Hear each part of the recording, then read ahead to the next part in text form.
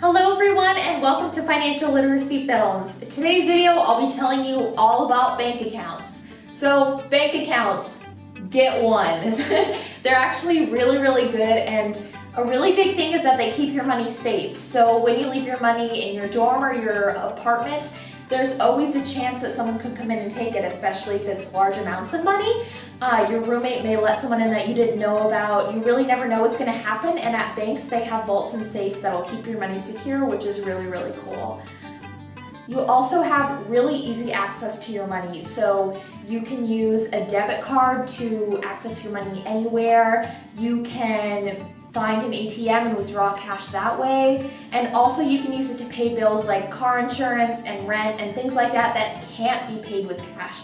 And you're probably not even thinking about that yet, but it'll be really important in the future because you need a bank account to be able to pay for those things. And also, you can actually grow your money. What? Yes, you can actually grow your money. So some accounts, like savings accounts, will actually put interest on the money that you put in the bank. And so that's really cool because you can end up earning money over time if you kind of just let it sit there. And who wouldn't want more money? I know I want more money. So you may be asking yourself, Dana, how do I choose which credit union or bank to go to?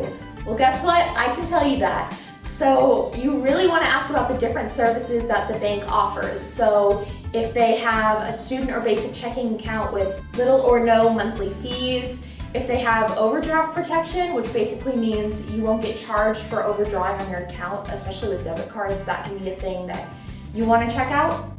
And also if convenience is really big for you, you can ask if they have online banking, text alerts, and 24-hour customer service, because that way you have access to your money at all parts of the day whenever you want, and so if there's a problem you can immediately contact them. And you also, this is actually a really big one, but you want to see if they can set up automatic transfers or bill pay services, because that means if you have something you have to pay every single month, like if you have rent that's due on a specific day, every single month that'll just automatically be paid, so you don't have to worry about missing it. So if you don't pay your utilities, or you forget, then your lights won't get shut off. It'll just automatically go through. So you also may want to ask about the different fees that the bank will charge for different things. For example, monthly account use, falling below a minimum balance, using an ATM that's not owned by a bank, you could actually get charged for, or having insufficient funds. So those are all things that banks could charge you for, and you want to check and see which bank charges for different things. Also, in general, you just want to really look at the bank's services and the bank's location, because you really want something that fits you and is convenient to you. So I also want to talk about checking accounts, because this is a really big area of having a bank account, and I want to make sure you get all the tips and tricks for having a checking account. So just a heads up, your money is a lot easier to lose track of when it's in a checking account. So you only really see the balance when it shows up on receipts or bank statements, so you're not really constantly aware of how much money you have in the same way as when you have cash in your wallet and that type of thing.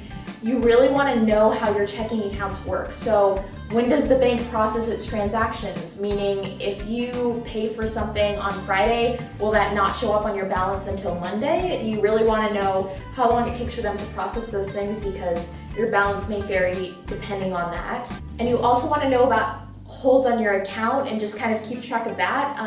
That would be something like a deposit. So that money won't be released until the person who has the hold on it releases it, and so you can't access those funds. So this is something that may be hard to do when you have a checking account, but please pay attention. You want to monitor your spending as much as you can, because you want to be mindful of the fact that you're using real money each transaction you make, which is really important.